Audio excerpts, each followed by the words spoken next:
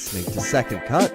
This is the weekly podcast. I feel like I should be doing this with bad ADR, but this is the weekly podcast from filmmagazine.com, where we talk about topics in film theory, criticism, and history through, movie reviews and good discussion. I'm Jacob, and I'm the one who should have thought of that bit for this and not just interject it in the middle of my intro. I'm Sam. I'm the one who's seen all 38 Godzilla films to date.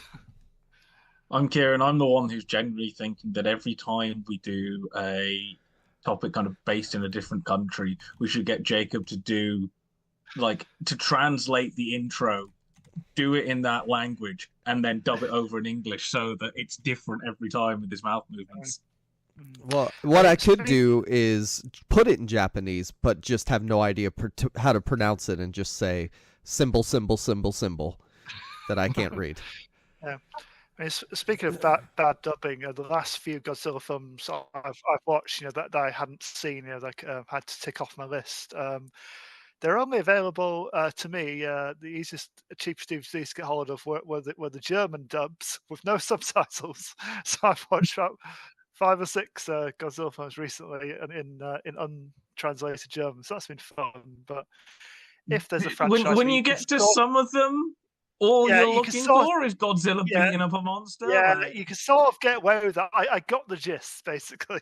And afterwards, just bring up the wiki and just say, "Were there any plot points I missed?" No, not really. Yeah, and normally it's some secret organization that is brought forth another monster for something that Godzilla has to come and get off Monster Island to go and beat up, and that's about it. They're not incredibly subtle near the end. I mean, basically, if you want to reduce down to its base kind of elements, the whole franchise is basically who would win in a fight between. And then you just get 2 or more monsters.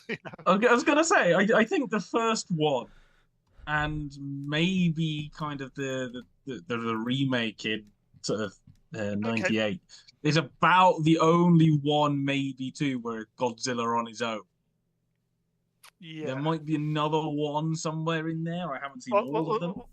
Well, yeah, I mean, Shin Godzilla is mostly on his own. He kind of there's another creature to start off with, but spoiler alert, it turns out to actually be Godzilla. It's just like an unevolved version of Godzilla. -1, admittedly, I kind of forgot those existed, despite the fact that -1 won the Oscar. But... Yeah, it's interesting that they both feature unevolved versions of Godzilla in the film. Then it becomes the more recognizable version of the creature. Yeah. So where did Godzilla begin? Do we want to start in the farthest past thing I think Kieran named? Or yeah, hilariously enough, technically the origins start in the US, not just with the H-bomb, not just with Oppenheimer. Yeah. Although when is that a prequel to Godzilla? Well, Rob, is it Rob Denbleicher from Cyanide and Happiness put out a tweet going, is this the first year that a film and its sequel have won Oscars in the same year? But so realistically, I mean, obviously, the original Godzilla is the metaphor for kind of nuclear war and the US and things like that as well. But the origins of kind of where you get the monster from, hilariously enough, come from the writer Ray Bradbury. Who also wrote things like Fahrenheit 451, Martian Chronicles, Illustrated Man, Sound of Thunder, all these kind of very important science fiction stories of the 50s, 60s, and 70s. And he writes a short story which is initially called The Beast from 20,000 Fathoms. They then make a film adaptation, and essentially in this short story there's 2 lighthouse keepers, and every year a kind of dinosaur rises up from the depths because it sinks the foghorn from the lighthouse is the same kind of creature, with its call. It's very similar. It's long, rising up from the water, and it attacks and destroys this lighthouse and kind of gets sad because it thinks it's killed its own mate and goes back off into the depths. Very good short story, actually. They then go and make a movie called The Beast from 20,000 Fathoms, and they essentially take this, the story of the foghorn, what would eventually be called the foghorn, and they make that into a scene from an extended, essentially just monster rising up from the depths movie, and we go and we kill it off. There's a very nice. They eventually manage to get high enough to blow it up by going off. I think it's the Coney Island cyclone, in New York and taking it down. But yeah, stop motion monster killing everything, and the monster effects are done by Ray Harryhausen. Japan goes, we like this movie, we want our own version. And their version they come up with is Godzilla, or Gojira. Godzilla is the US translation. Apparently, Ray Bradbury's been on record being very upset that technically he kind of created Godzilla. It's like, this wasn't the intention. I don't really care about Godzilla. Like, please stop bringing this back. Don't talk to me about Godzilla. The final note on Beast in 20,000 Fathoms is that on the poster for 20,000 Fathoms, there's like steam, breath, flaming kind of smoke coming out of the dinosaurs. I forget what the technical name for the dinosaur is, out of its mouth and nose. Despite the fact that this does not happen in the film because they couldn't get fire effects coming out of the dinosaur's nose in it. And the Japanese went, we like that. Toho went, we like that. We're going to actually do that, which is where Godzilla's atomic breath comes from. So it essentially was inspired by a movie poster that had no reference to the actual film that it's from. And then we get Gojira in 1954, the year after. And the only things I know about the origins are obviously Hiroshima and Nagasaki, but it was fun. Fun to learn, but terrible that it happened. When Benny Safdie from Oppenheimer finally developed the hydrogen bomb, I think his name was Edward Teller. I forgot. The Castle Bravo test was like, I think it was the first U.S. thermonuclear weapon test. I don't remember if the Russian one had happened yet. But yeah, we dropped that on the Bikini Atoll, and there was a Japanese fishing boat called FV Lucky Dragon 5. I'm not saying the Japanese name. And the poor people on it were out there like, wow, this is beautiful. And then I read a full account from the two youngest people that were there, and like the shock waves were terrifying. There were whirlpools, and then they sailed back to Japan and had nuclear radiation poisoning. Yeah, and it was that incident in particular, as opposed to the actual, dropping of the bombs, I think, that fueled kind of the franchise creation, essentially, because it's like I think it was almost much more kind of people living with the consequences, and bringing that kind of horror back with them, and it's staying with them in their cities and stuff. It looks like a nation with an ongoing horrible past trauma, and then an ongoing trauma, and basically, how can we kind of talk about that in kind of a more kind of I don't know, entertaining kind of mass appeal kind of way. Because obviously it's not just the two bombs; it's the ongoing tests that are going on in the wars at the time as well that feed into it. And obviously continued U.S. occupation as well. It's like they're still kind of under the thumb of oppressors, of the people who beat them. So if for a long time, you couldn't. As you do with a lot of post-war kind of societies, you can't explicitly criticize your occupiers with your arts. You need to be a bit more subtle about it. Like Kurosawa's early films, were set in like post-war Tokyo. There are American soldiers on the periphery, and there's stuff in there about the Americans, but it's not explicit. You got to kind of dig for it a bit. And it's similar, I think, with the Godzilla films. I mean, Toho had a massive couple of years between Godzilla and then Seven Samurai. Straight after the year after, they came two of the biggest hits for Toho and two of the biggest hits for Japanese box office ever. So, what were they known for prior to this? Do you have any idea? I think they're basically a pretty. I'm not going to say jobbing, but kind of just they were kind of Jack's. I don't know if they were they didn't specialize in any kind of film. I think they've been going for a while, but it was just, but basically they didn't really do like franchises before Godzilla. It was just they did their period pieces. Say in the 50s, late 40s, early 50s, you couldn't do things about the war. I don't even think you could do really particularly violent films, like anything even kind of past set wars. The samurai films didn't come until like a few years later, but this kind of they reinvented themselves almost as this like genre kind of specialist, either historical epics or samurai films or kind of monster movies. especially under Ishiro Honda, was one of the co-creators of the Godzilla franchise and director of a few of them. He also mentored Kurosawa, interestingly, and they're close friends for a long time. But yeah, so basically, I think Godzilla I don't think it's any stretch to argue that Godzilla made them really as a internationally kind of recognized film studio.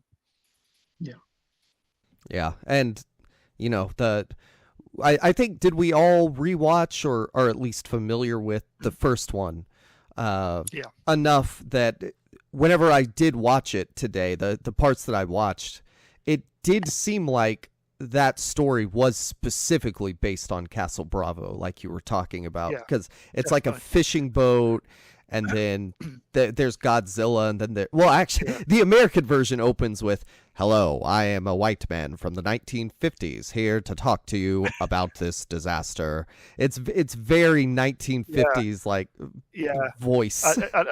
And all the American kind of redos, kind of not so got the American produced films, but the American re-edits. A few years after the Japanese ones, they were basically didn't seem to have much faith in their audience.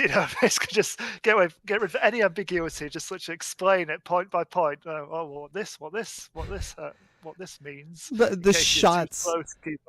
The shots of it's a 2-shot from a giant crowd that he is not in because it's a reshoot. He's like, "So tell me what's going on here, Japanese man." And they explain the plot. But guys, what do y'all think of the rubber suits for the older ones? I'm a big fan of old-fashioned ways of doing things, so I love them. But you've got to get into that. I completely get why it put some people off. If you say, it's old-fashioned and cheesy and hasn't aged well and everything, but I think you just go with it. It's part of the whole kind of tone of the thing, and basically after like the first couple of the Japanese ones, they were more geared towards kind of younger audiences anyway. It was get the kids in and get them to kind of have fun for a couple of hours, watching some monsters wrestle. It's I think it kind of goes with that, really. They do wrestle. And even the movements in the first one, he's still very slow and laborious. He very much is acting out the size. By the time you get a couple of them in, he's jumping around, he's doing the she dance, he's doing a sliding drop kick off his tail. Even when you get to Godzilla versus Kong, the movements are completely different when you have them two wrestling. And Godzilla vs. Kong is the third one, I think. I can't remember if Godzilla raids again, the second one as well. And it's King Kong vs. Godzilla is the 60s one. It's Godzilla vs. Kong is the modern one. Of course. There's obviously a change that we have to differentiate. You see that quite a bit throughout the franchise. They'll do like one series with like a series of verses, and then in the next cycle of films you'll see the verses again, but the other way around. So like the other character comes first. Yeah. So for example, 74 you get Godzilla versus Mechagodzilla. And you get obviously Godzilla vs. Mechagodzilla 2, but then eventually you go down and you get to, in 2002, Godzilla against Mechagodzilla.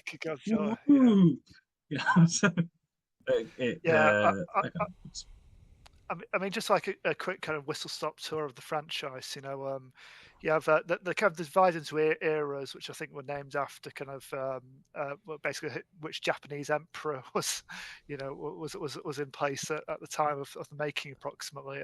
I wondered what those all the different kinds of Godzilla. I had no idea what that meant. Yeah, so the Showa era, the first 20 years or so 54 to 75, as represented by this lovely Criterion set. Beautiful. That's sexy. Yeah. So doing my job of holding things up. I very much like that it's a book, and all the discs kind of slot into the pages of the book. It's really cool. That is quite nice. What is that, like 200 pounds? Jeez.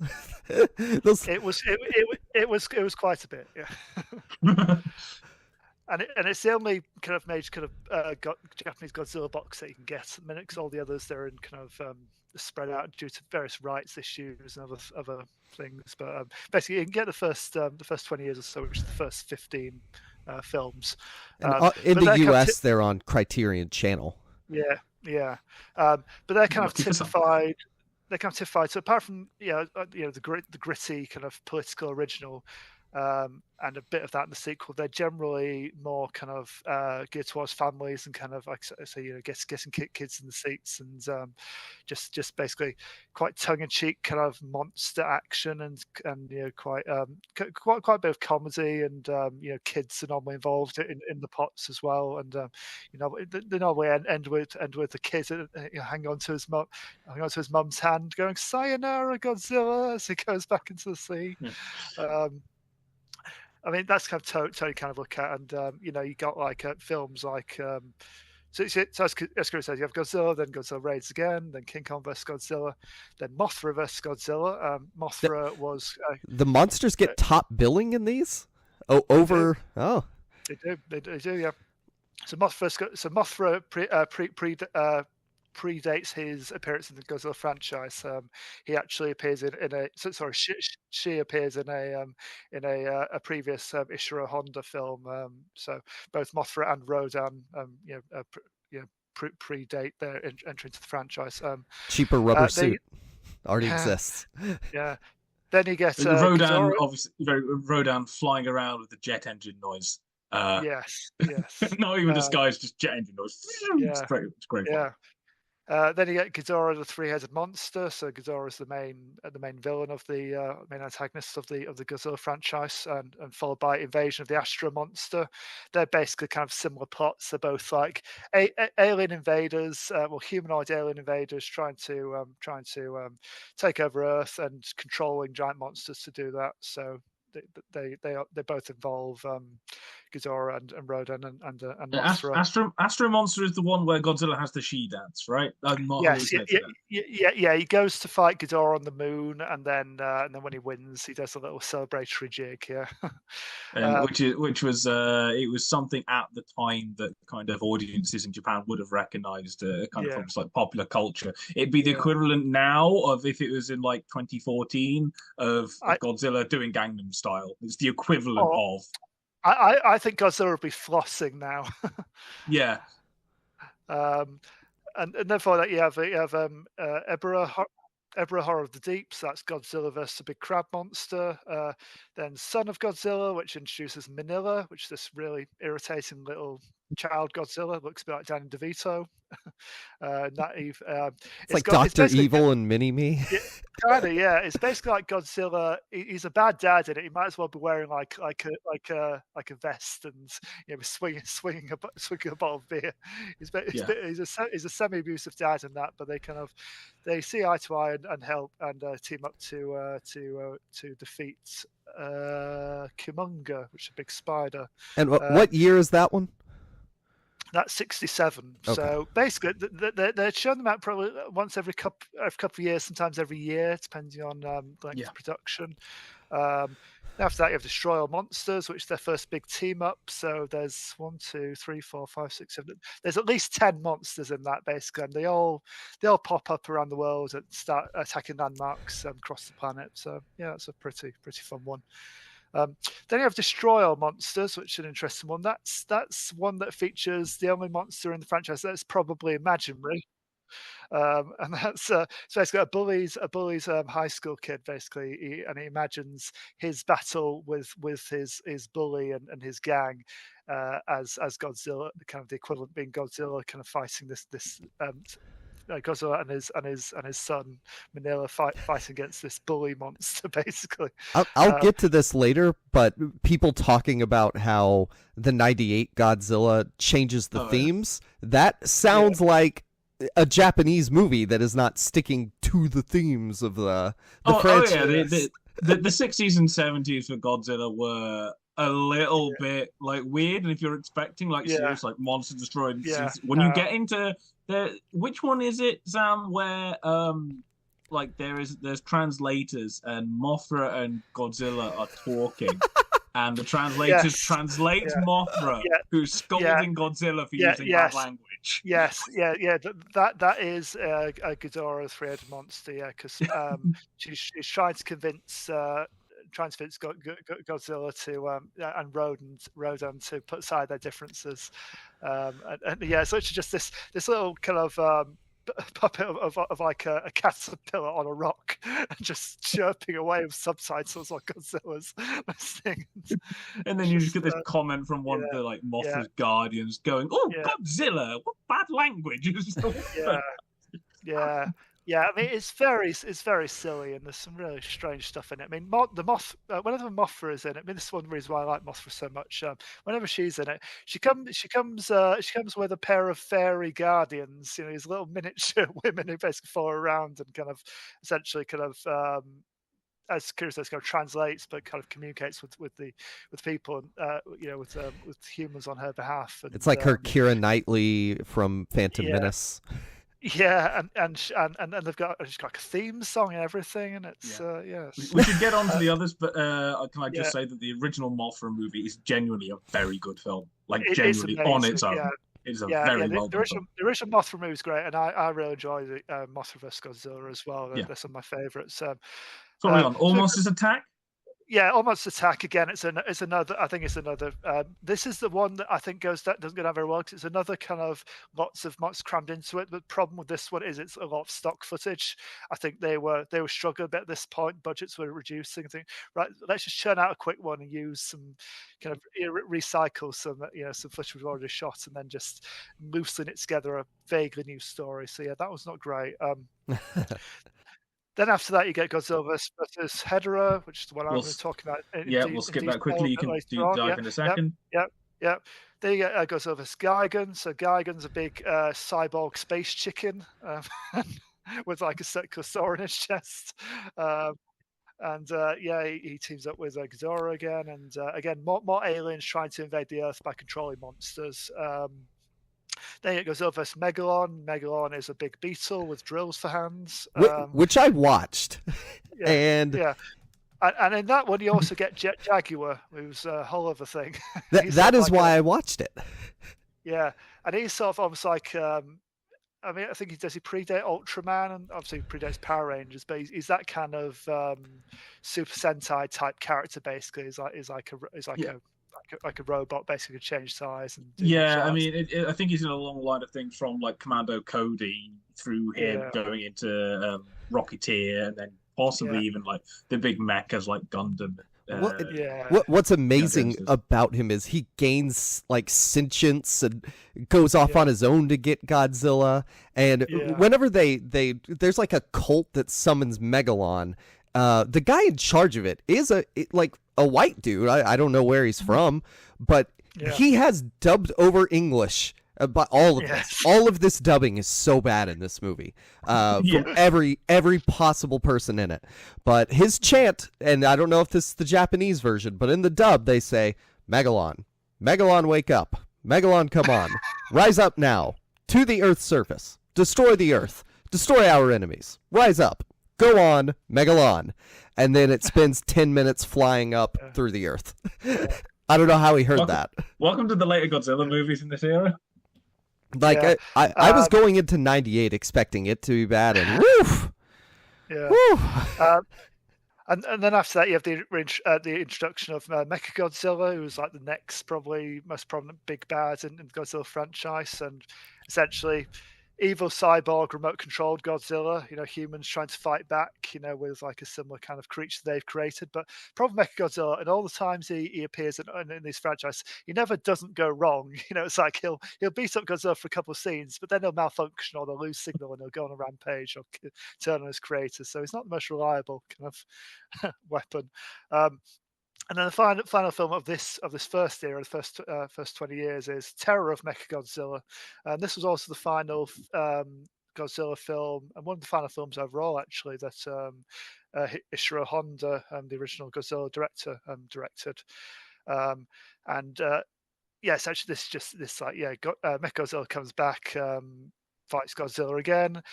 There's also Titanosaurus in this, which is like a big dinosaur with a seahorse head.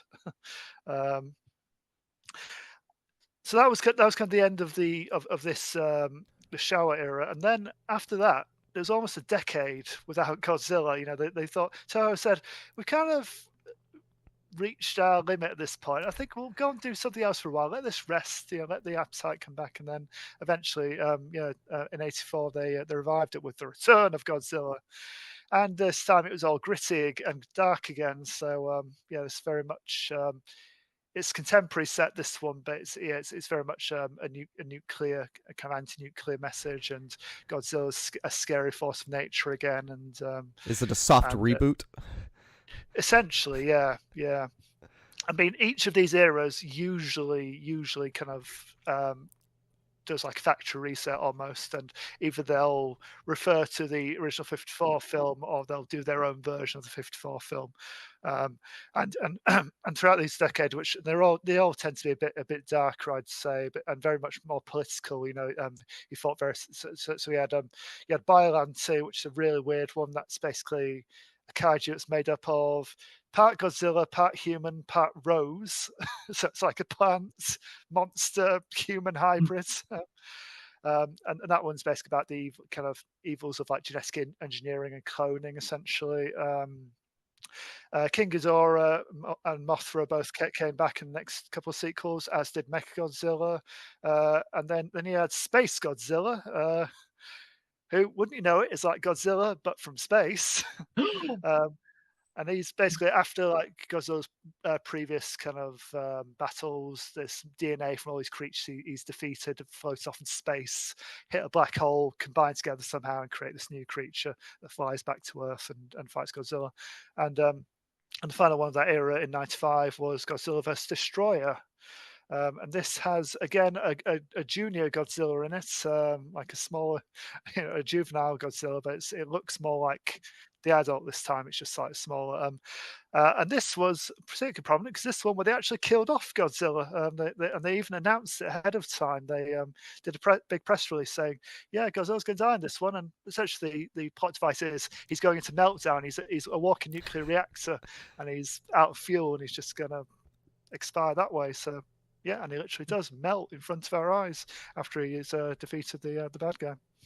Well, it's good he did it after that. In the same way that we kill off Michael Myers in every movie and Jason Voorhees in every movie. I know, yeah. But they couldn't resist just leaving it. And I'm a bit curious that we're never going to see Godzilla again because in one of the post-credit scenes, so his son dies during this. He gets killed by the monster, and but then after Godzilla goes to meltdown, there's like a weird kind of just for the credit scene where like something's been obviously transferred from his remains over to the body of the junior Godzilla, so it's almost like being reincarnated. So, and after that you get the Millennium Era. So they only had. And these are Japanese exclusively, right? All of these are Japanese so far. We haven't got to Emirate Godzilla yet. So the Millennium Era, confusingly, starts off with Godzilla 2000 Millennium, which came out in 1999. Sorry, also, was the Japanese emperor named Millennium? Yeah. This is the part where that naming convention doesn't really work anymore. Okay. I didn't know Japan still had emperors in the 70s, so...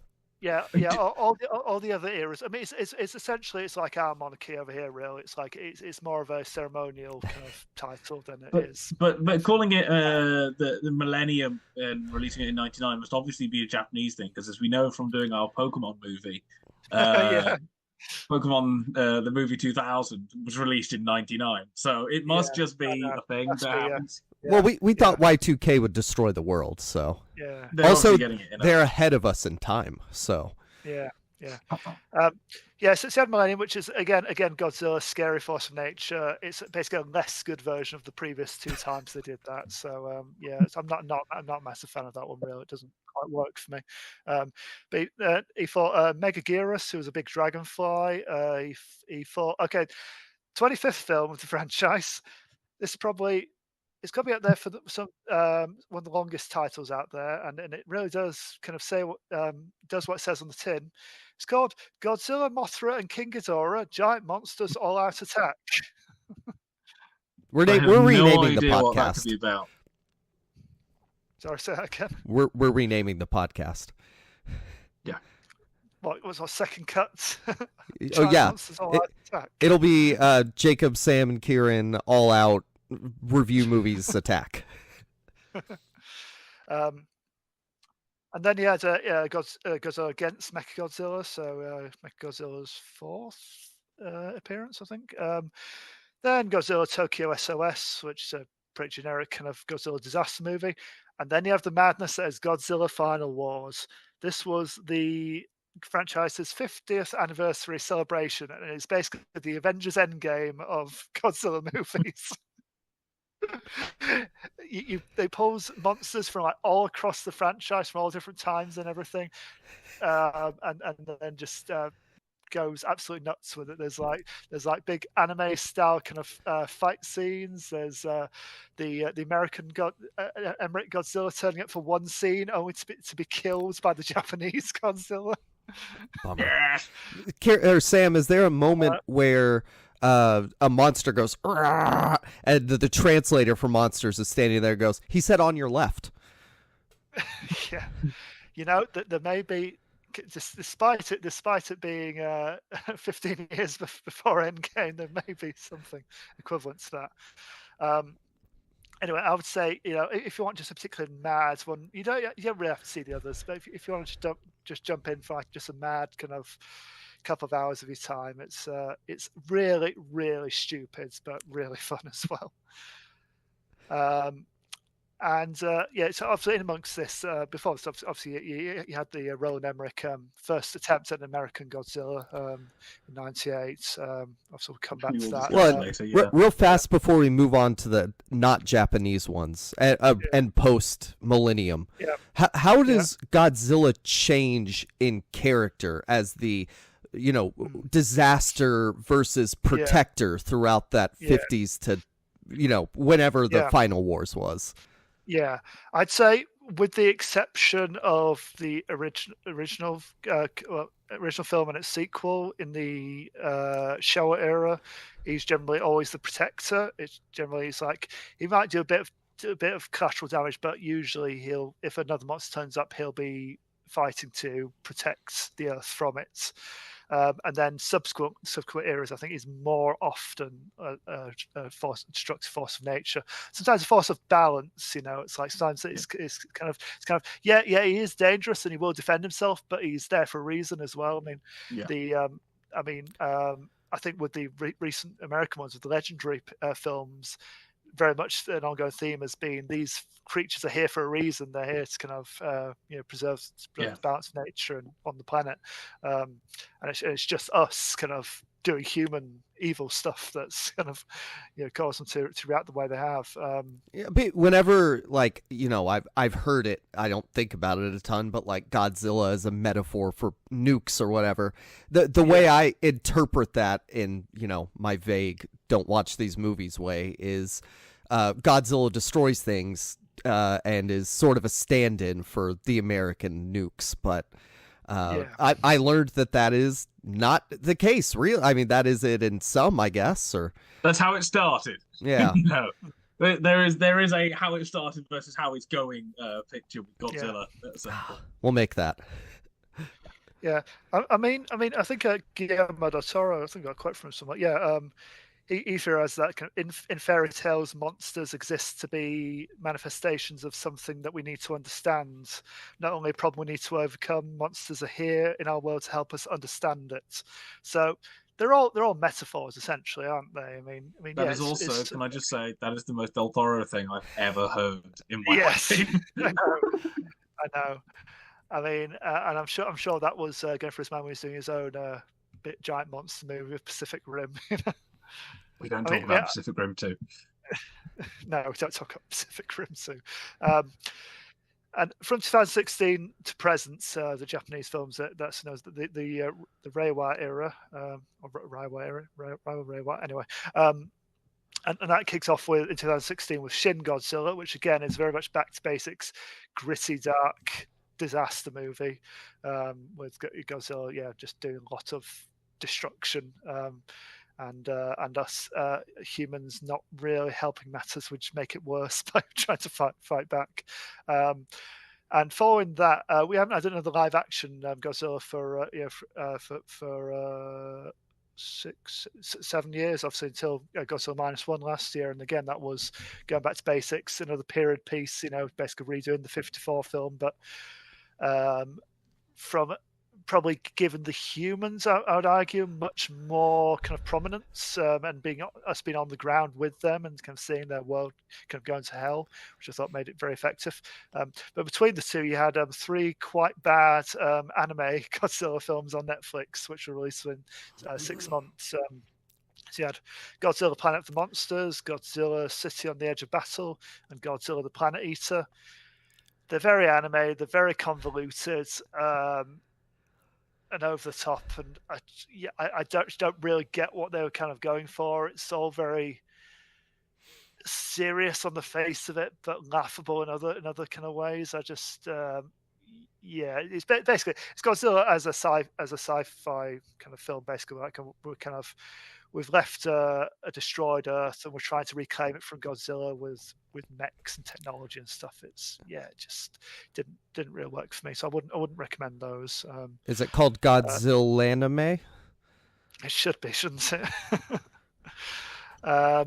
So that's kind of the Japanese films kind of brought up, say, with Godzilla -1, and obviously, amongst that you had the legendary the Warner Brothers legendary films as well, which were kind of made.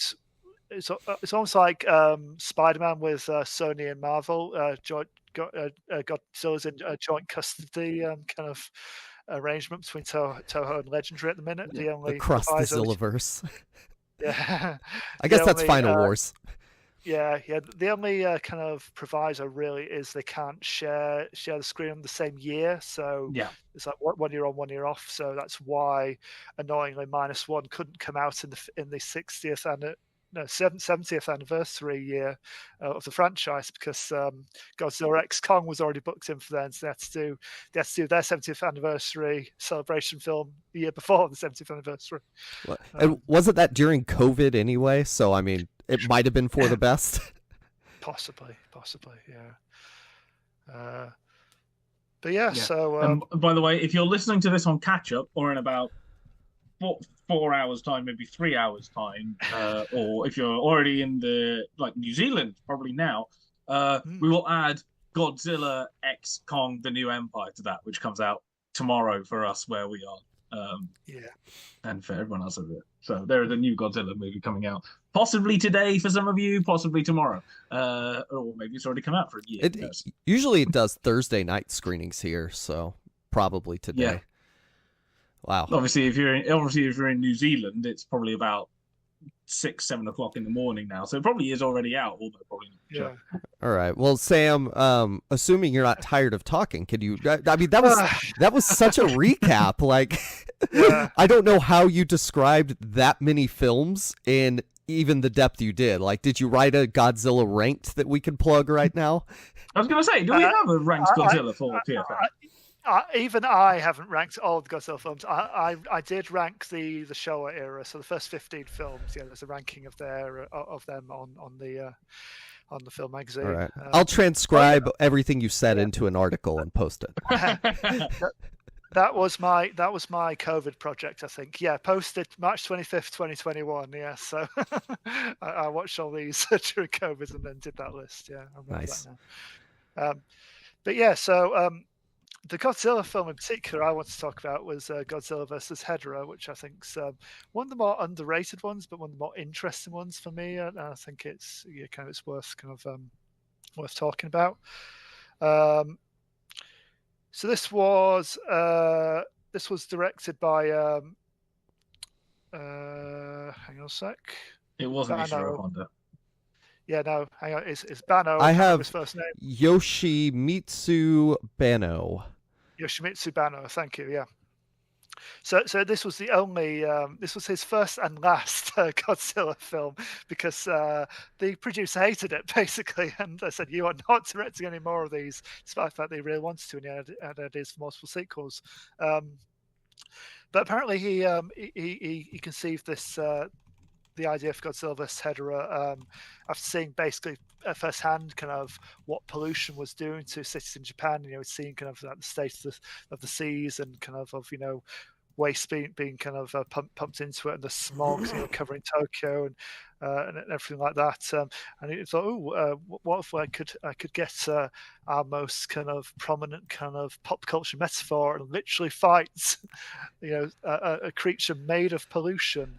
I mean, I would say this is, even though it's 71, this feels very 60s. It feels very kind of hippie, anti-establishment, really. Yeah.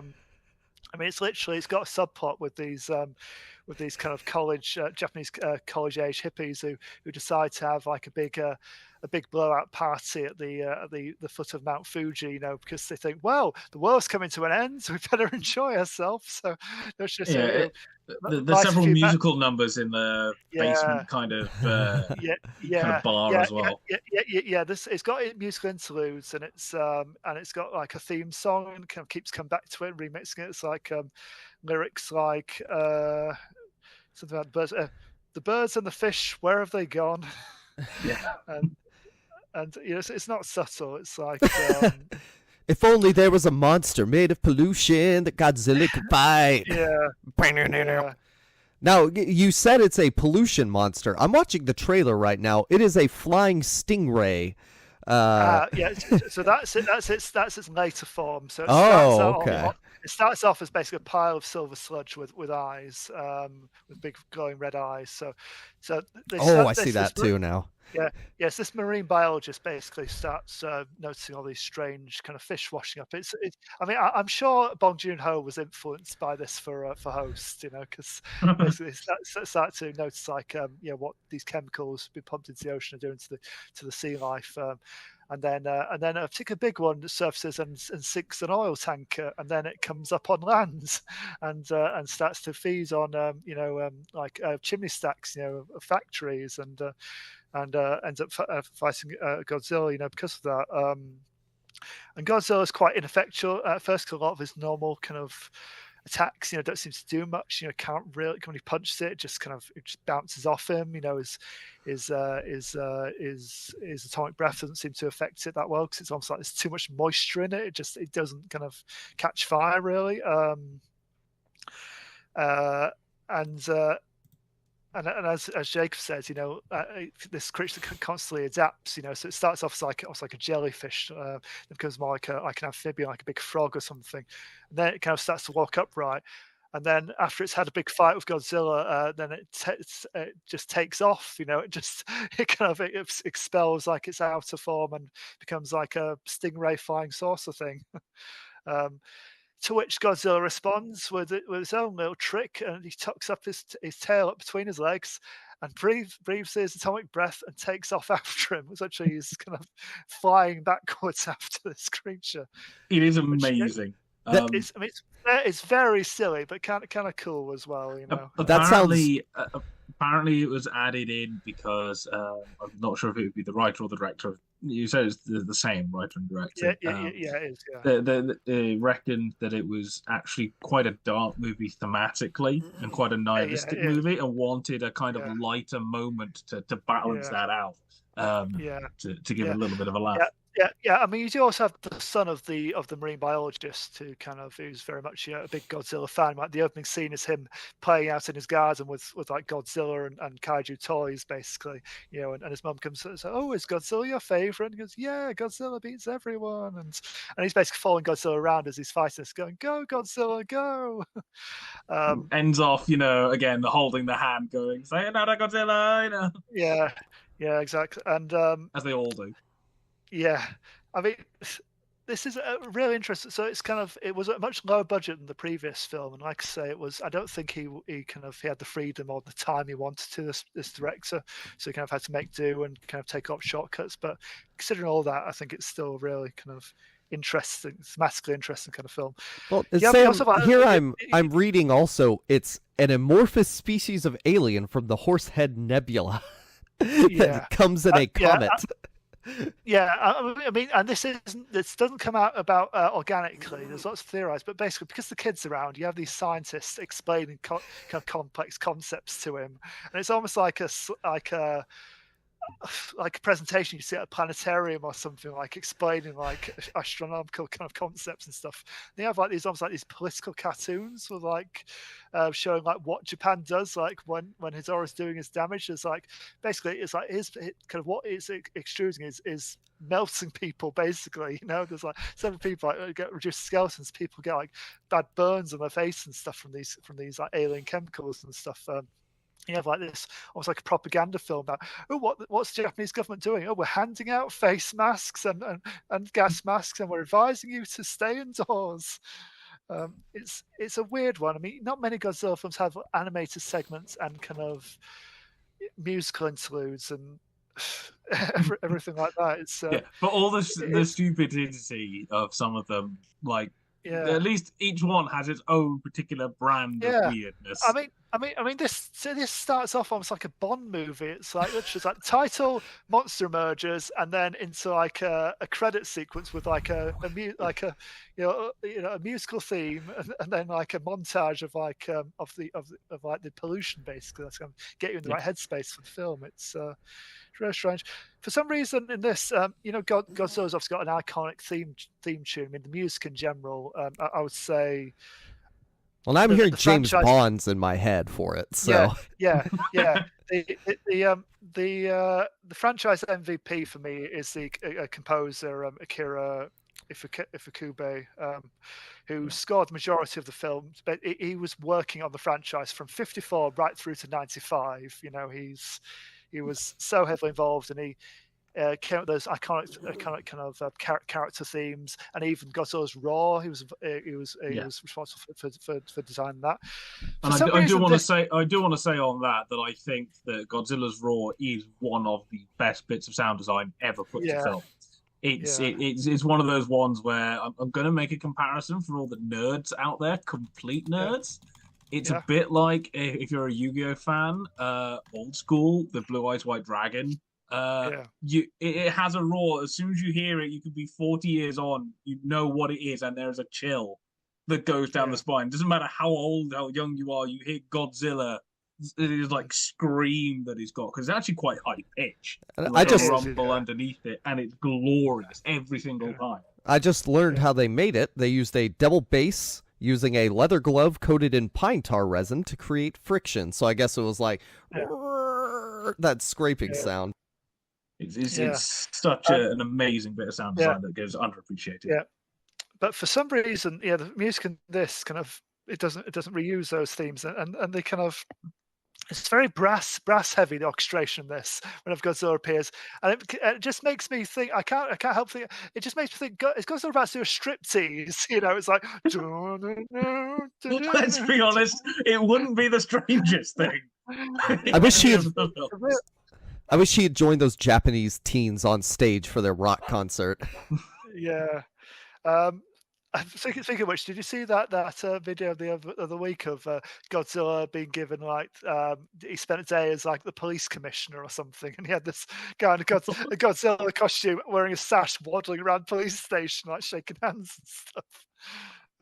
That sounds about right. He has been made an official resident of one of the areas of Tokyo now. He's got the freedom of Tokyo. Yeah, I mean, if you go to Tokyo, there's a big Godzilla sticking out of the big Toho cinema right in the center. You know, but apparently they made him an official resident of one of the kind of prefectures of Tokyo. But somebody pointed out this is also a prefecture that Godzilla has destroyed at least 3 times in the movie, so it's a really good idea. And it's also another little kind of character quirk. The kind of again, to how Godzilla moves, he's very much like a boxer in this. He's always like doing the Muhammad Ali shuffle. He's sort of going, always fighting us, which is quite amusing. And again, that's the completely different thing to the original, where it's very slow and comfortable. He was a monster. Now he's a character by this point, where he's a monster before. Now he is just like a superhero and a character. Yeah. What I will say about this one, it's I say kind of thematically it really works, and it's pretty dark and kind of Yeah, definitely a unique kind of one in the franchise.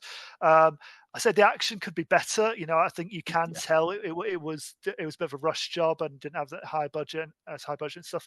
And the final battle between Hedorah and Godzilla, it goes on and on and on. It's literally like about 25 minutes of the run time. It's just too much. Really, I could have done that just hurrying that long, really, but. Aside from that, I do really rate it. It's probably in my top 5 Godzilla films overall. It's probably the silliest one I really rate. I tend to go for the gritty Godzillas overall, but of the silly ones, this is probably one of my favourites. And it's funny, though the director never got to do another Godzilla film. He kept trying over the years until I kept saying no, basically. But he did eventually end up exec producing 2014 Godzilla. He finally got back in on the franchise. He was one of the kind of the creative team who kind of got that project off the ground, and kept kind of pestering people, and getting the money together and everything like that. So he did have a lasting impact on the franchise, even if it wasn't kind of multiple films as he wanted. So nice.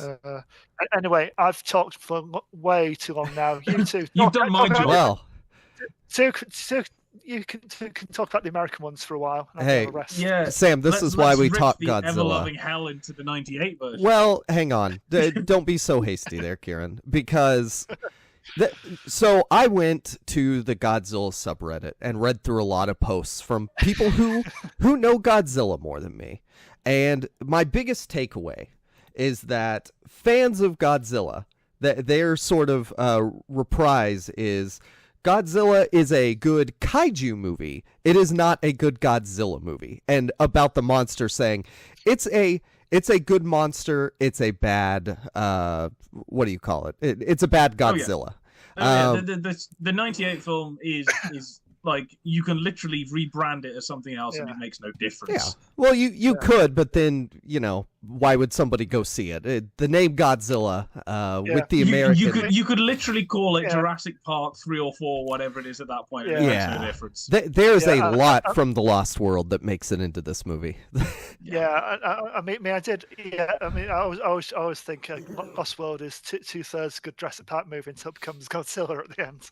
But I did watch a YouTube video this week, Accented Cinema. He does some really interesting kind of essays on usual kind of Southeast Asian cinema, from the perspective. He lives in Canada now and teaches, but it's from perspective of like an expat, basically, from that perspective, and kind of highlighting things that don't really get the prominence, in like Western media. But I think his essay about Godzilla, which he did this week, was something like he said something on the lines of, Japanese Godzilla is about society and big themes. American Godzilla is about Godzilla.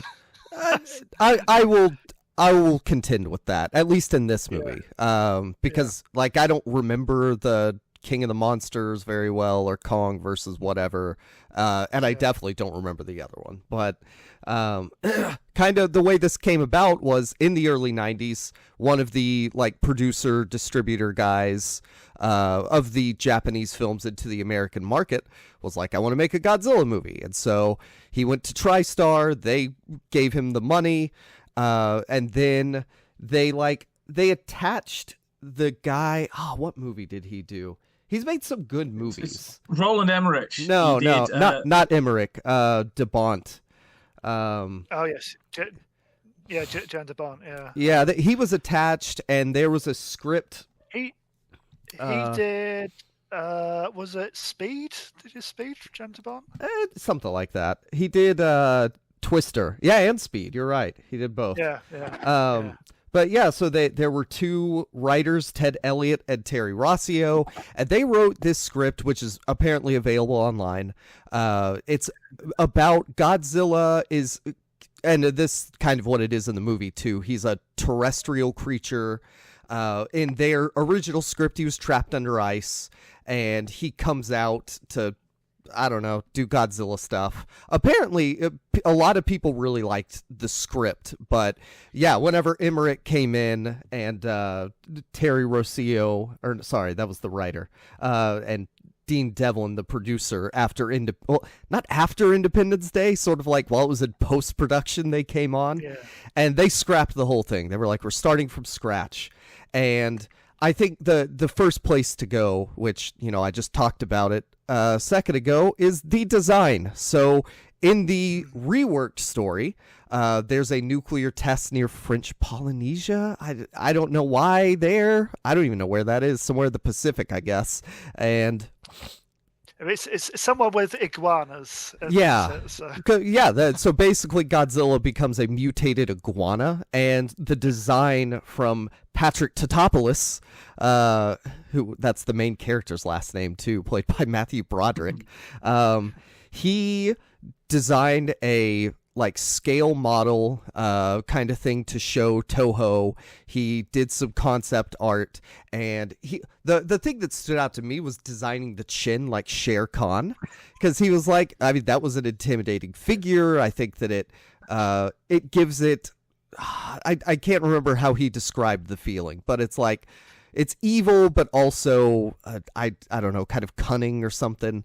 And overall, I don't hate because I don't care about Godzilla. I don't hate the design. I have no reason to. I think it's a cool looking monster, and it's Godzilla because it's a Godzilla movie. I don't. Yeah. I'm not partial to the standing upright, stomping around kind of Godzilla. It could be more or what's that thing in Jurassic Park 3, which hadn't come out, but it's like the Spinosaurus. We say that it's an iguana, but what it actually is, it's the T-Rex from Jurassic Park mixed with the Velociraptors from Jurassic Park. This could literally be a Jurassic Park sequel, or a Jurassic World sequel, where, their experiments, they combined the two originals, and this is the new monster. It's gone out of control and into New York, and there's no difference. The 1/6 scale model that they made was bigger than the T-Rex in Jurassic Park, apparently.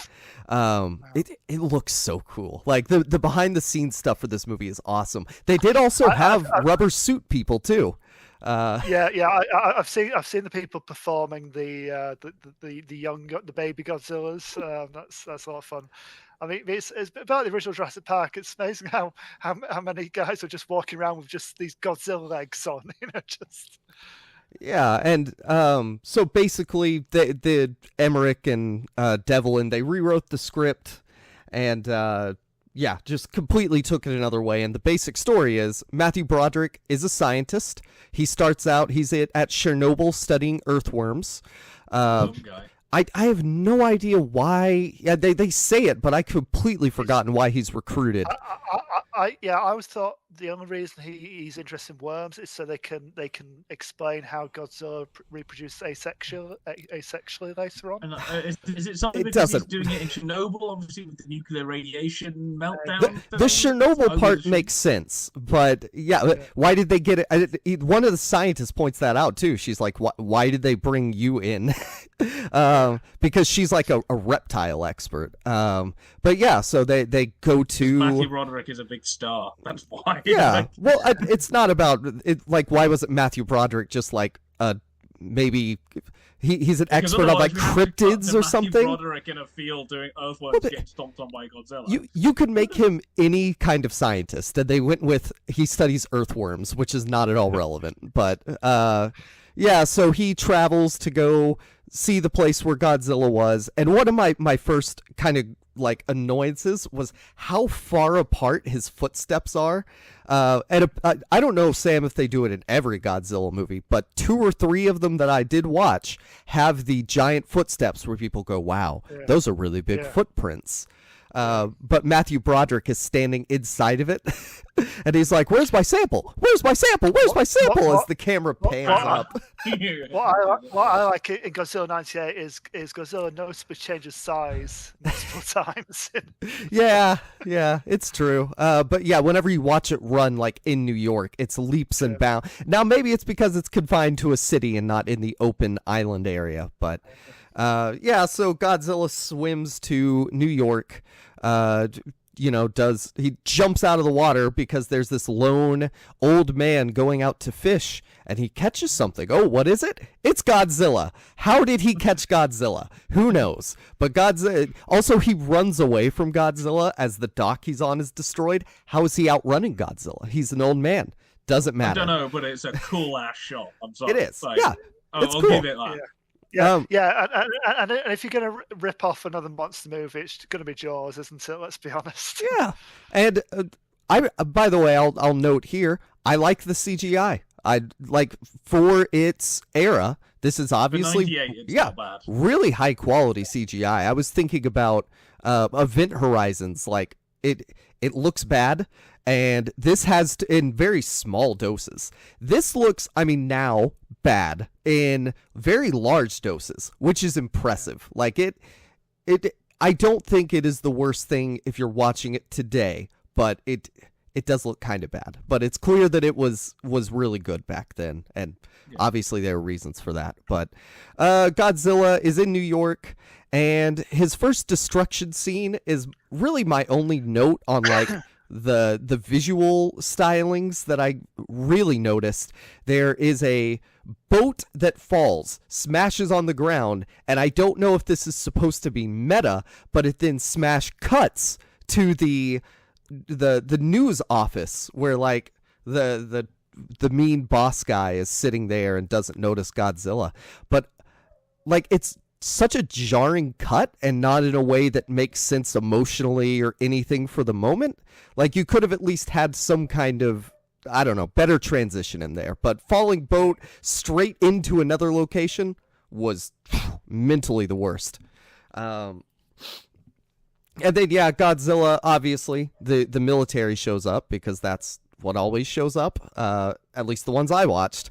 The military shows up to shoot Godzilla, and Godzilla, every time they shoot missiles, Godzilla dodges it. So they do talk about the fact that it's cold-blooded, and so heat-seeking missiles can't lock on, but also Godzilla is just like Matrix dodging them.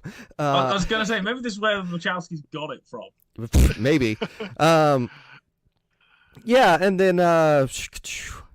Gosh, what is Godzilla? Yeah, so it's just a bunch of destruction, and I mentioned this to y'all in the chat, but this is kind of the point where action movie scientists just start saying the facts of the situation, and they are correct, no matter what. So yeah, you brought up it produces asexually. How does Matthew Broderick know that? I don't know. He takes a flying guess and happens to be right. Yeah, that's it. He says it reproduces asexually, and everyone's like, all right, that's the movie plot now. And there's another one, too, that it's really dumb, where they just declare that something is the case, and there's no reason for anybody to believe it. Just kind of happens throughout. Now, parallel with Matthew Broderick, well, I guess I'll finish off with his first half thing. Oh, yeah, this is the other dumb thing. He's like, I know about drawing out creatures to do science. We need to give it what it wants instead of looking for it. And so they make a big pile of fish. And then, like, how do they know Godzilla wants or eats fish? Who knows? But that's what Godzilla... It eats a helicopter. To be right. Yeah. Welcome to... It eats helicopters. Like, why didn't you put out a bunch of helicopters to lure it in? They use plotconvenience.com to find their answers. Yes. So yeah, that's kind of the plot is Godzilla produces asexually, but parallel, Matthew Broderick's college sweetheart is a news lady, but she's not. She's like an intern, and her boss is a jerk. He asks her out and like, oh, you want that promotion? Come have dinner with me. And she says no, and she finds her own way to get that promotion, and that is stealing Matthew Broderick's videotape of all of the first-hand footage of Godzilla, which she puts on the air with herself talking about it. Matthew Broderick gets mad at her, and this is where the movie just kind of becomes an action movie, which I hated less than the first. Like, I didn't hate the first half, but I ended up enjoying the movie more because it's just dumb action stuff for the entire second half. There's Godzilla getting shot with missiles. There's baby Godzillas getting shot with missiles. There's buildings being blown up. There are French people making hilarious food jokes. I don't know what the point of the French people was, by the way. Impression. Yeah, doing Elvis impressions. Yeah, I mean, Jean Reno is always value for money. I mean, and this was his Hollywood period where he just turned up randomly just to be Jean Reno in like big action films. And the trouble with this one is that it's about 3 movies in one. It's like it's a Godzilla movie. Then it's the sequel where we have Godzilla's like children and we have to blow those up. But then Godzilla's not dead, and we have another 20 minutes of that. At the end, there's another one hatching. Good, it's just like Godzilla. Just stick with one. Please. Godzilla should have died before the kids were like discovered. But yeah, they find the egg clutch. Which when did it lay them? They keep calling it a he too. Why would you call it a he and not a her if you know it's producing eggs? Even if they're or an it, but like. The way that we sort of binary view giving birth to things, we would call it a she, but whatever. And so, yeah, but then if they were going to do a sequel with Mothra, then now you've got two female leads. Then you've got a homosexual monster relationship, and that, like, come on, like 1998 just is not prepared for that in mainstream Hollywood plot. It's very true. Ellen had barely come out, and then, yeah, the egg thing, like they all hatch. There's a million different Godzillas, and one of the only dumb CGI parts for me is them running through they say they're 9 feet tall, 9 foot tall Velociraptors.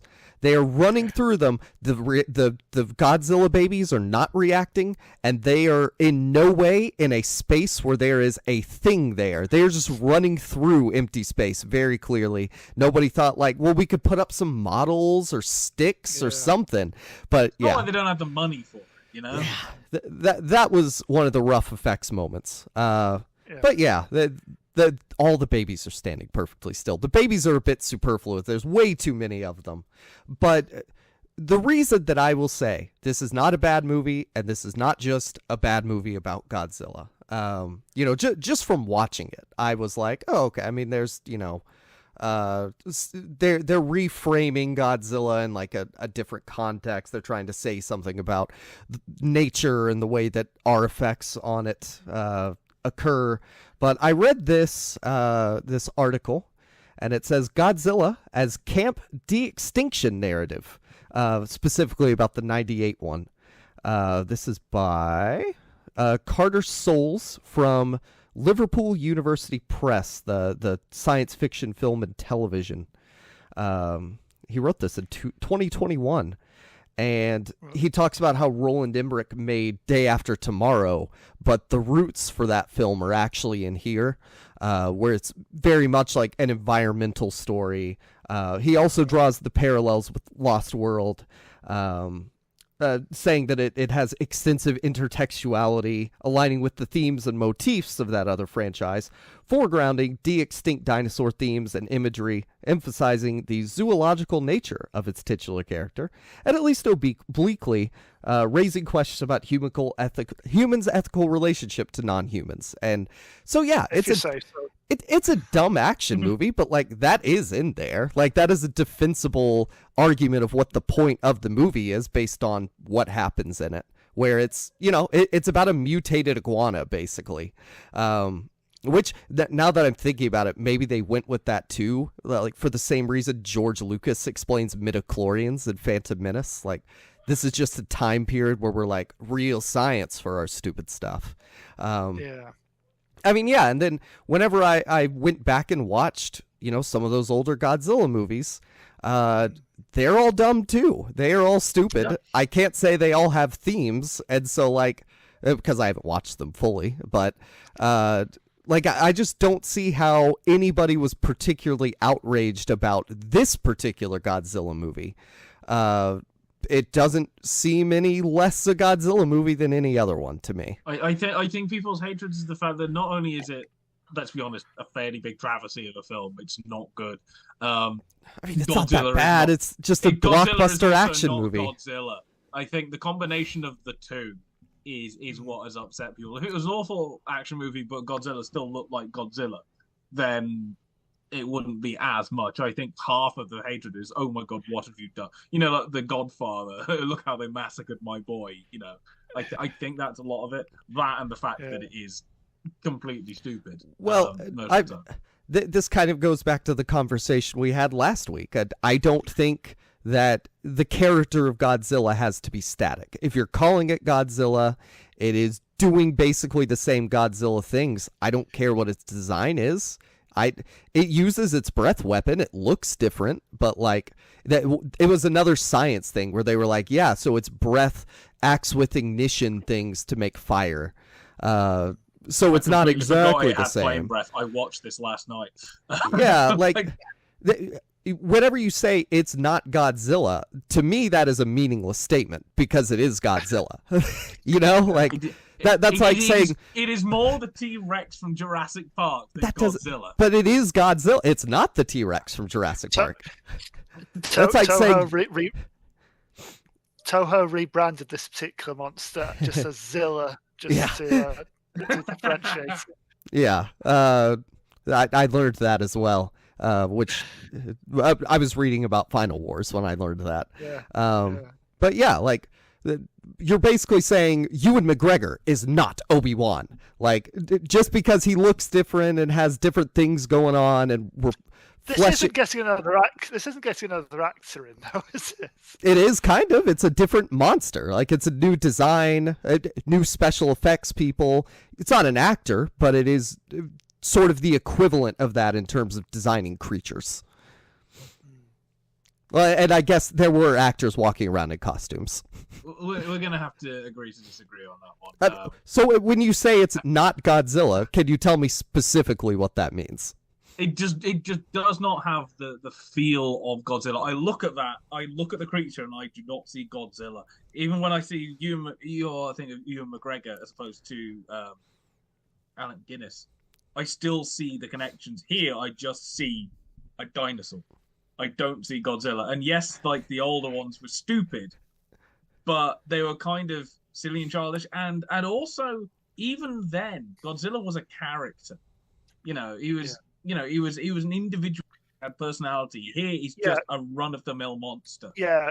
One thing I would say, I don't mind so much the new takes, the new appearance, you know, for a new era and everything like that.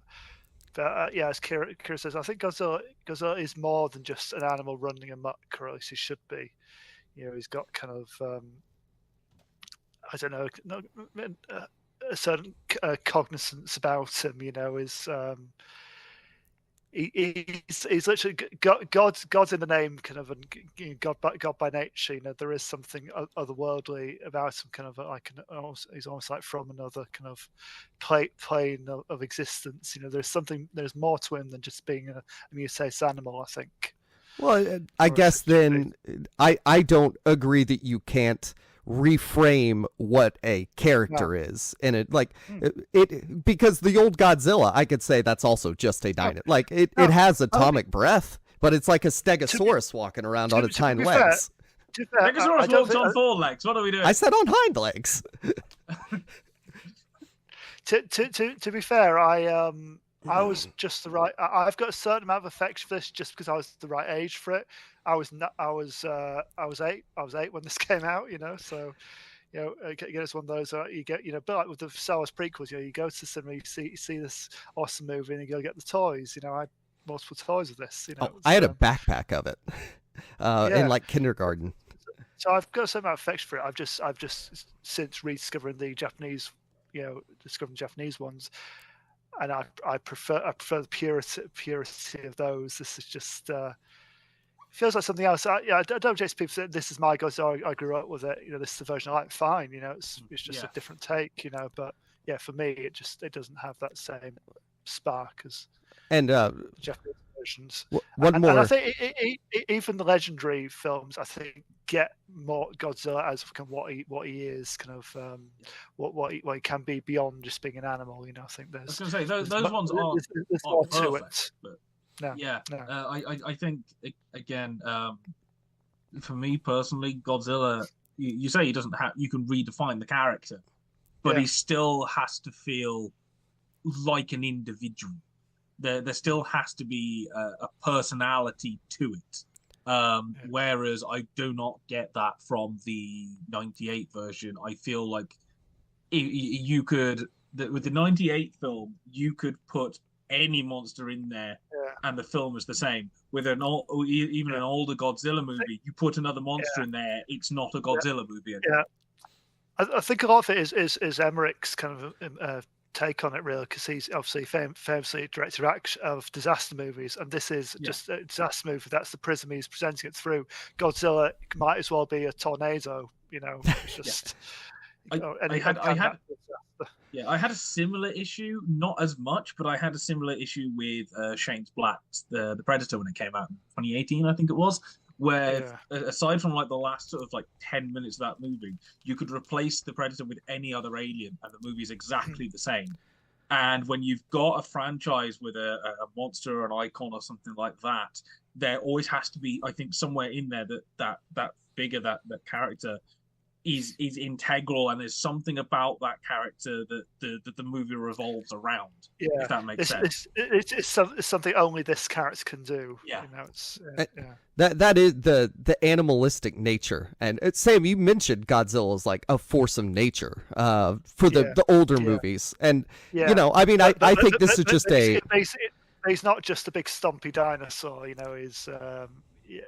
He's part of the world's kind of ecosystem and keeping balance and everything like that. It's driven by something else other than I'm angry, I want to smash stuff. It's more... This one is driven by protecting its babies. Like that is very explicitly its purpose.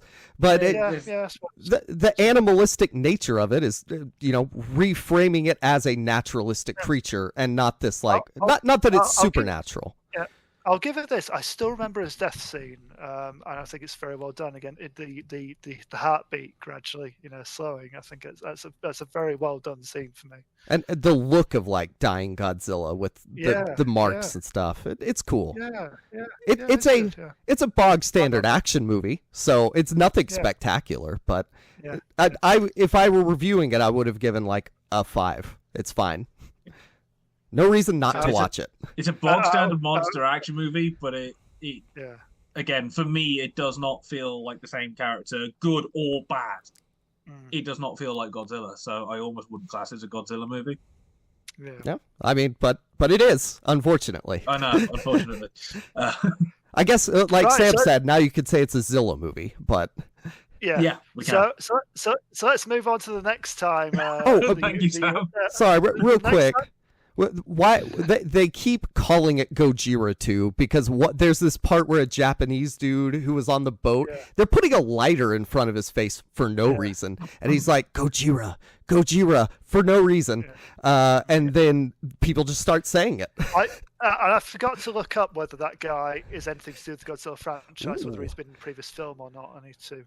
Although I do like when they have that on the TV, like the reporter woman goes, and it's Gojira, not Godzilla. Damn it! And I think that's just for every one of the Godzilla fans in the audience go, hey! She's a Godzilla hipster, and he's been around for 10 minutes. Well, I mean, as you read out that report, it only got called Godzilla like a year after the film had come out. So, like, you can't even go, it was just the American marketing that called it Godzilla, at the time of release, and it was a translation. No, it took him a year to change it. Yeah. No, he's just a Japanese actor. He's nothing to do with the franchise. That's a shame, because that would have been the place to put your cameo, I think. Just a Japanese guy. Lame. Yeah. So, we have the pauses, and then it comes back in 2014, and I wanted to make sure that this is in there because this is the kind of spate of Godzilla movies where, people in the last sort of 10 years will know going to see at the cinemas, for better or for worse. There have been some better movies, there have been some worse movies. But I decided to do the 2014 one because it seemed the most kind of isolated that you can do kind of on its own, which is hilarious because even in that film, he's still fighting more monsters. They obviously decided, okay, we're going to reboot Godzilla for another American audience. We're going to do it again. The first one, we're just going to call it Godzilla. We're not going to have just Godzilla. Okay, are we going to bring back any monsters from the old? No, new monsters. No, no, we're going to Okay, create. are we going a to see new him ever crappy again? one. No, we're not. Like, it's completely stupid. So yeah, 2014, directed by Gareth Edwards, who would then go on to do Rogue One, and hilariously enough, the creator last year who lost special effects Oscar to Godzilla, which is the hilarious point. But to be honest, I haven't seen any things. But if he was in the crowd then and got when Godzilla won, I bet he was clapping more than anybody else outside of the Japanese guys. For you see clips of they're hilarious and jumping up and down. But yeah, he'd only done, was it Monster that he'd done before that? Yeah. He'd done his short and he'd done Monsters, Monster. So this is like his second or third feature. Yeah. And he gets given, 150 mil, go make us a Godzilla movie. And it's like, what the hell? And you go, that wouldn't happen. Oh, Colin Trevorrow, Jurassic World, pretty much exactly the same thing. Yeah. And a lot of guys who ends up at Marvel, I still don't really understand that. It's like you make a splash with a massive hit in the indie sector. It's like, right, here, have 150 million budget. Yeah, it's like, what the hell? Anyway, he then goes on and does this, and it's kind of a reimagining of Godzilla. So this one actually does lean a little bit more into the nuclear fallout stuff, and also there's a nuclear power plant meltdown in a kind of flashback earlier scene from in 1999 that then comes back later on, and that was very much influenced by it's Fukushima, wasn't it, in 2011. The meltdown there. So it's kind of it almost, I guess, he kind of looks around and went, it seemed right to do an homage like again about nuclear radiation, things like that. And in this one, there's a new organization called Monarch, new organization. There never was an old to begin with, because this is a reboot. There's an organization called Monarch that are tracking these monsters after they saw a glimpse of Godzilla during the tests in kind of 54, because that's the year the first one came out. And Bryan Cranston in 99 is working at a nuclear power plant, and it goes down because of some earthquakes, and it all collapses of earthquakes. 15 years later, him and it's Aaron Taylor Johnson, isn't it? Who might be the next Bond by the time this goes out, who is his son, and they sneak back in because they want to find what's going on. And it turns out that Ken Watanabe is studying a dormant organism, kaiju, Muto, massive unidentified terrestrial organism, I think it's called. And Ken Watanabe's character named after the main scientist from the original Godzilla as well, Serizawa. But by the way, side note, I'm glad Godzilla 98 did not have a kid.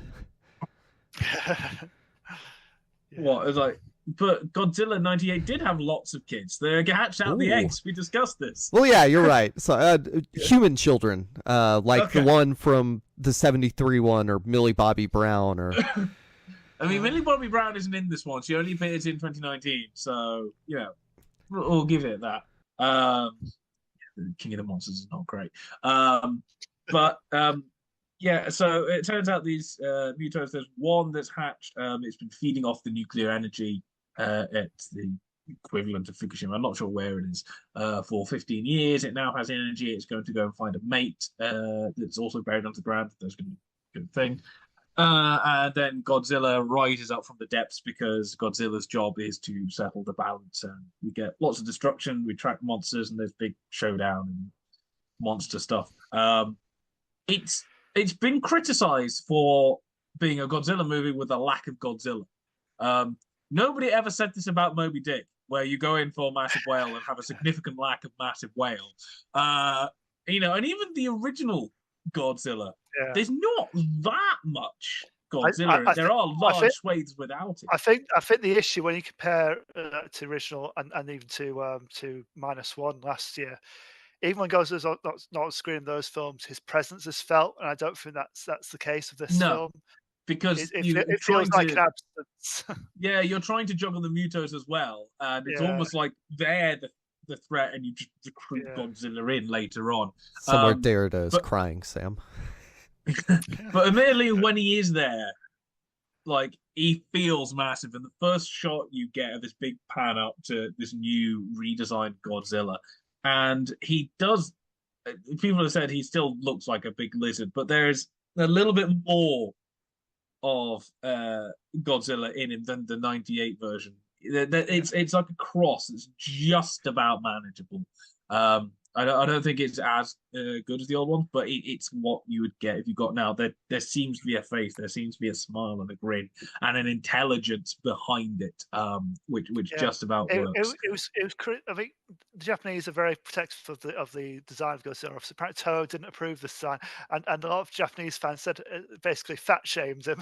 They called like chunky Godzilla, or because he's a big chunky boy. But with that, he's got the weight and the gravitas, and he feels big and hulking. And you know what? Admittedly, that there are issues. Following Aaron Taylor Johnson around is not the most fun thing in the world. But Gareth Edwards does get like these odd kind of suspense moments. There's a bit where there's two of the soldiers kind of hiding on a railway bridge with one of the mutos passing underneath, and all the music drops, and you do get these moments of suspense in there that are quite good. And I will say this: I think the Halo jump, parachute drop into the city that's just on fire, where it's got the 2001: A Space Odyssey movie in the background, and it was in the trailers as well. This big wide of just six things of smoke coming down. The problem. The marketing was built around that image, which obviously in the film, and it's great in the film, and it was also built around Bryan Cranston. That's what I remember. It was very much after the scene. It's very much Sir not appearing in this film. Yeah. Oh yeah, I remember going. Oh yeah, I'm gonna watch Walter White in. Oh okay. And he's gone. The trouble is, I went into it and I had no idea who Bryan Cranston was, because I wasn't into movies very long at that point, only a couple of years. And I've still to this day never seen a single episode of Breaking Bad. So I, like, the people I went with are like, oh my God, it's Bryan Cranston. I'm like, who's that? Like, I don't particularly care at this point, because I'm not in it for Bryan Cranston. I went to see it because I was like, oh my God, Godzilla. I want to go see a Godzilla movie. It's my first one. Malcolm in the Middle wasn't big either, I guess. Yeah. But yeah, it's the shot that you got from the Halo jump, if nothing else, the fact we got that scene of just coming down to land in that one shot, I think at one point I did actually have that as my desktop wallpaper, because it's such a beautiful, well done moment, which is like makes up for at least a couple of flaws earlier on in the movie. And you do get the attack on the train, which is obviously a reference to the original film, and the train hanging out the mouth, which is then kind of replicated in Godzilla -1 as well, where they're on a train. There's a train attack as well, because Godzilla likes his trains as much as Jason likes jumping through windows in Friday the 13th. It's just a thing. It's not 100% great, and to be honest, I don't really care about the mutos. They're just kind of it's a Cloverfield remake essentially, slightly more angular. It's just like, okay, if we made kind of a slightly more robotic version of Clover from Cloverfield and made two of them fight against Godzilla eventually near the end, that's it. But I mean, that does provide a very good opportunity for Godzilla's first use of his atomic breath in this particular franchise. That's a good moment when that finally happens. Yeah, and he finally does it. Isn't there a bit where he just rips open his mouth, just breathes it right down the neck as well, the face, which is such a great moment. What did you call that earlier, Jacob? Sorry, what? I was responding to James's comment saying that '98 Godzilla looks like the Indominus Rex. Yeah. Well, that's basically what Kira was saying earlier on. Oh, well, there you go. What did you call Godzilla's breathing into someone? Oh, the kiss of death. Kiss of death. Yeah. Now I stole that from the Godzilla subreddit, so that is from fans, not an original. Shameful. Ripping off other people. I'm crediting them at least. I was going to say, cite your sources, mate. Cite your sources. Yeah, I mean, like Elizabeth Olsen's in this movie as well as Aaron Taylor Johnson. Yeah. Is it actually a wife or a girlfriend or partner? It's fiance, maybe. Can't remember. In the nicest way. I don't particularly care. The characters in this, I don't particularly care. I like Ken Watanabe because Ken Watanabe is always going to be good in anything he's in. Yeah, and he gets to say, "Let them fight." Yeah. which literally is pretty much exactly the same thing that one of the characters says 2 years later in Sadako versus Kayako, where one of them turns around and goes, "You know what we should do? Get two ghost girls and have a fight against each other." And I'm almost not paraphrasing, and it was exactly the same. Yeah. Ken Watanabe is always good value for money. I mean, Bryan Cranston, the time he's in, is good. Pretty much everyone else, I don't give a damn about, because it's not really about them. It's about monsters and tracking them, and oh my god, Godzilla's going to turn up and fight them at some point. But you know what? The scenes of destruction are great. The big, ye olde, fight and stuff. The visuals are great, but you'd expect that from a director that started out in SFX. Yeah. I like the setup and I like the final acts. It's the middle, as Matt Kermode would say, is a bit baggy. Just the wandering around and occasionally a monster footprint. I'll say overall it's better done than the '98 version for me, but it's also more boring for me. So yeah, it goes on a bit, and they're trying to build up for a final kind of attack, and when it gets there, it's great. Could have probably been another 5 minutes longer to make up for it. And admittedly, one thing I will say is that when Adam Wingard does Godzilla vs. Kong in 2021, the one thing he went out and said was essentially, look, if you've got a movie called Godzilla vs. Kong, what people are turning up for is Godzilla fighting King Kong. So that's what we did. Like, there's no kind of trying to hide it. No, we've got two movies. And actually... although kind of the visuals are great in the last fight scene, one of the things that one does better is, yes, it has absurd neon, but at least you can see everything. Because as soon as you've got smoke obscuring everything and little fires down below, to be able to see your big, massive monsters is quite difficult when they're kind of grey. In a grey sky at night with grey buildings. And that's that kind of goes doubly for the sequel of King of the Monsters, where you can see probably half of it at best, just for all the particle effects. I mean, when you get King of the Monsters, when it does its kind of light blue stuff, it's great. The light blue breath or Mothra behind the waterfall is great, and Hedorah, you get those glimpses. But a lot of the time, it just can't see anything. The Hedorah in King of the Monsters is like the only thing I remember from that. The shot where he's like,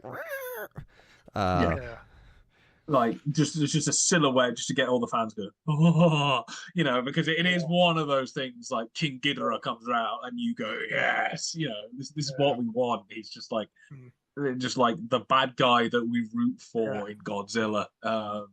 It sends a shiver down the spine. So although kind of the others kind of want to do bits and pieces that are not awful, you know what?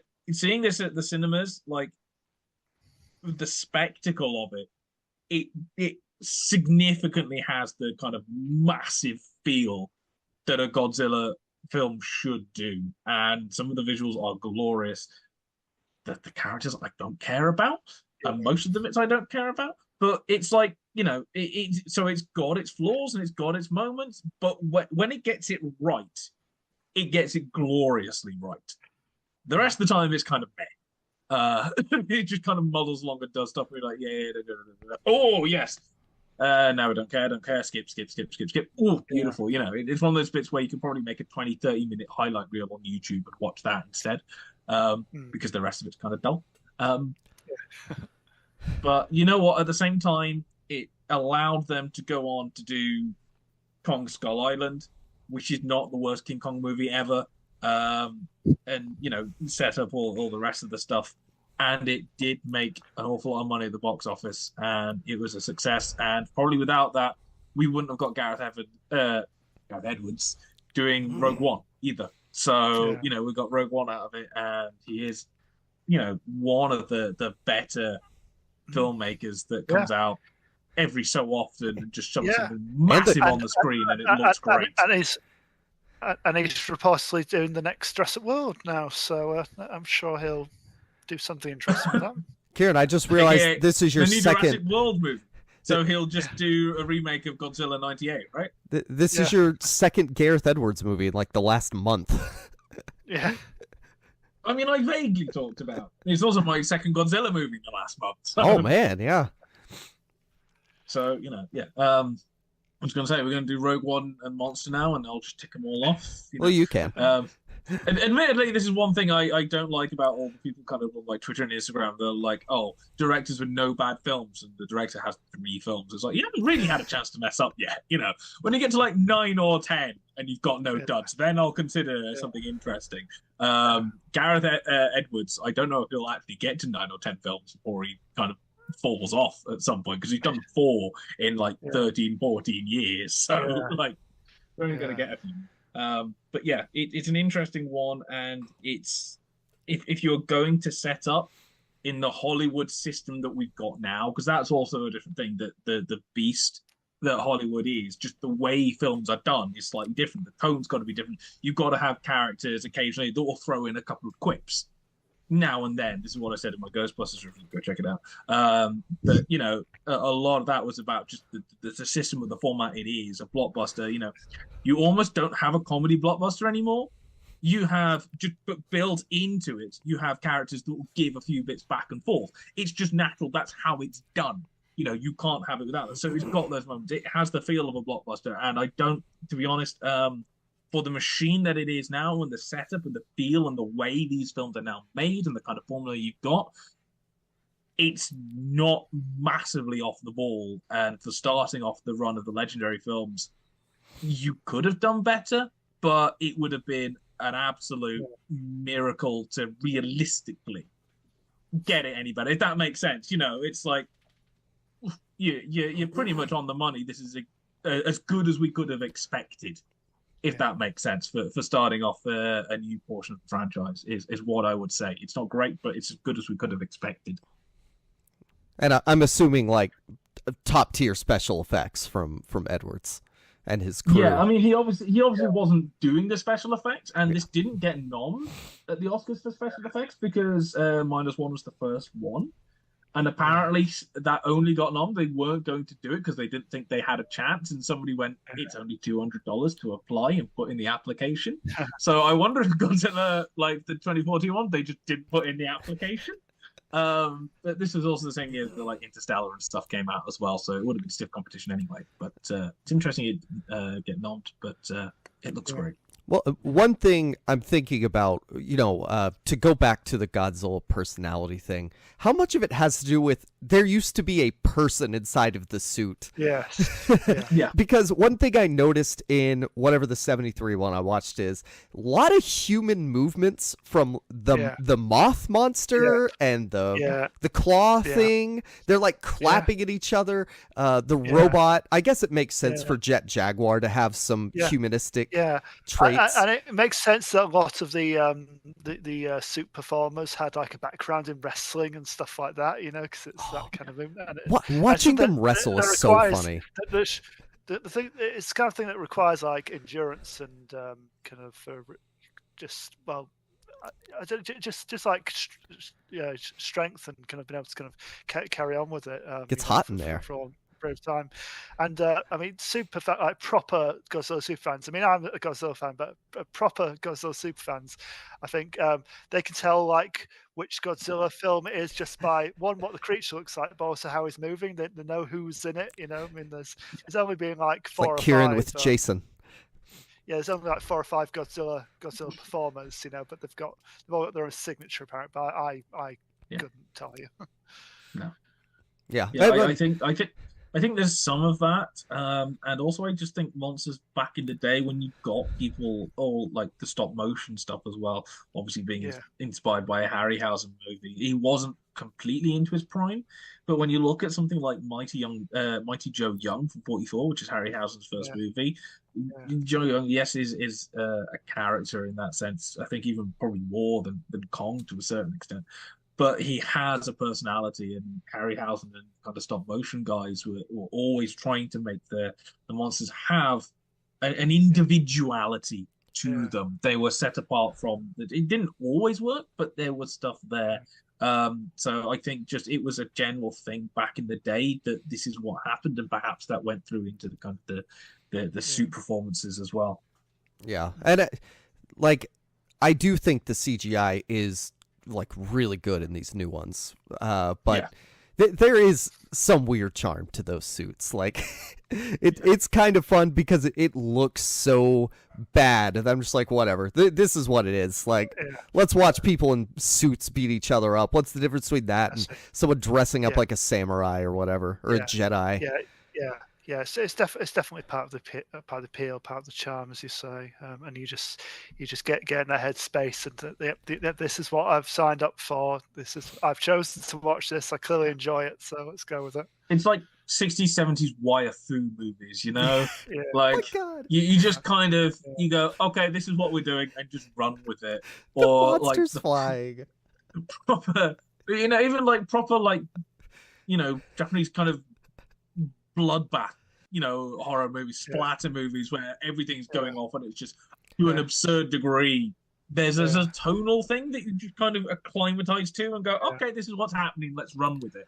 And some people will do that and some people don't. So I think there's just like, it's a bit like watching Monty Python for the first time.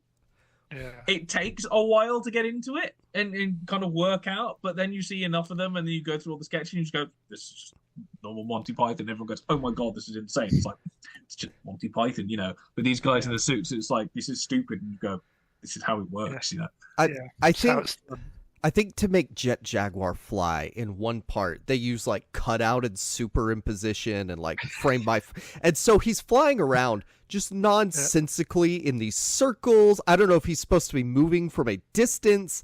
It's so silly looking. And then also when he flies, like Kieran, you mentioned one of them makes sound. He makes the worst sound I've ever heard in a movie. It's like me.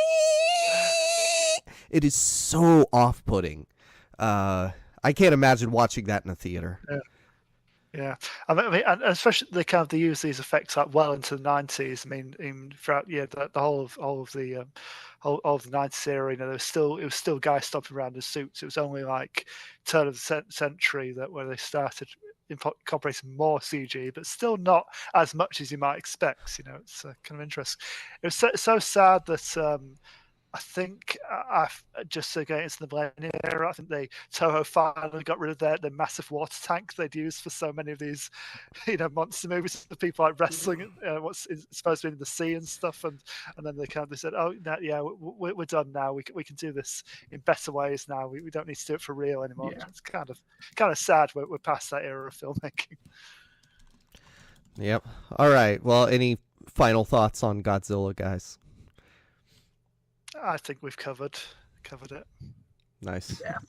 I'm looking up if I can buy aside Godzilla. From obviously somehow Godzilla has a star on the Hollywood Walk of Fame. Not any of the actors, no, Godzilla. which tells you how much of an iconic individual he is, that it's almost like Sherlock Holmes and people like that now. That he is an individual rather than a character, Definitely, yeah. We should have bought rubber suits for these. I mean, they are a little pricey, but I think we should have done that. But anyway. Well, you know what? If you want to buy us rubber suits going in the future, a full-on like Godzilla costume, and ship it to the US, to the UK even, from the US, then please do. I'm not going to turn down. It'd be like on the T-Rex costumes, but it's Godzilla. So I'm not going to turn that down. Yep. All right. Well, that is it for our Godzilla franchise episode. I doubt I mean, there's so many of these movies that we could, but like we've covered the franchise so extensively. Who knows? But we could do other kaiju in the future, maybe, or different takes on the monster movie. A dragon and stuff like that. Yeah. But yeah, that's going to be it on Godzilla for now. But until we do something else, guys, where can people find you? You can find me at SSP Thinks Film and at the Film Magazine, where, yes, a couple of years ago I did do a ranking of all these Showa era Godzilla films. So, look for that. Probably no surprise what my number one is. And in a matter of hours, probably sometime tomorrow, I'll have to confirm this, I'll have a list up of my top 10 Godzilla monsters. So, monsters that Godzilla's fought, in his long franchise. My top 10 of those. So check that out. Nice. That goes up. Kieran? And as usual, I hope you don't find me anywhere, but if you do, I'm K Judgmental in the various places. I have nothing Godzilla related out somehow.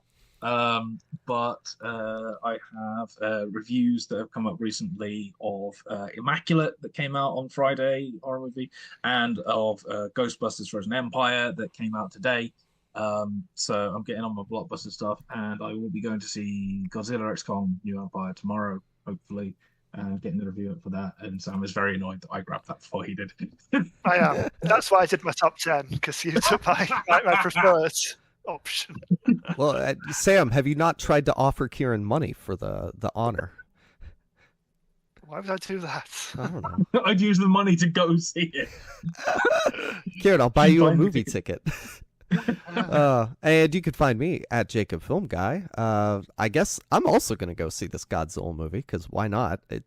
Big monsters fighting even in the old ones, it's really stupid but still fun just seeing these crazy looking creatures on screen wrestling. It's got almost like a trauma films kind of charm, where it's absolutely stupid but it's entertaining at the same time, and not gross. Sometimes that's what you want out of a film. You know, you're saying the 98 has got all these kind of environmental stuff in there. I'm like, yeah, but if the film's awful, the film's still awful. It doesn't matter what's in it. I would rather a film that entertains me and has nothing in it than has all the depth in the world but is boring as hell. Yeah. But yeah, I'll go through and watch a few of these. Sam, I asked you which is the most absurd, and I think now you've answered that question. So I'll just go watch all of the ridiculous ones. Yeah. I'll give you a list of 5 or 6 of the most ridiculous, but yeah, probably Final Wars is your best bet. Nice. Yeah, and I'll watch dubs too. I was like reading and watching at the same time, so I needed the English dub in my ear. So I would like kind of know when to look and stuff. But yeah, I have stuff. Yeah, whatever. I got to multitask for this show. I had to read that article. Anyway, yeah, I have stuff written, but I have not written anything lately. So go read my existing stuff. You can, down in the description, visit our Redbubble store where you can get all kinds of cool stuff. I don't know if we have any Godzilla things, but go search for us. You can also give us money if you don't want material goods. And you can hear my dog in the background. He's being whiny, even though I fed him well before this show started.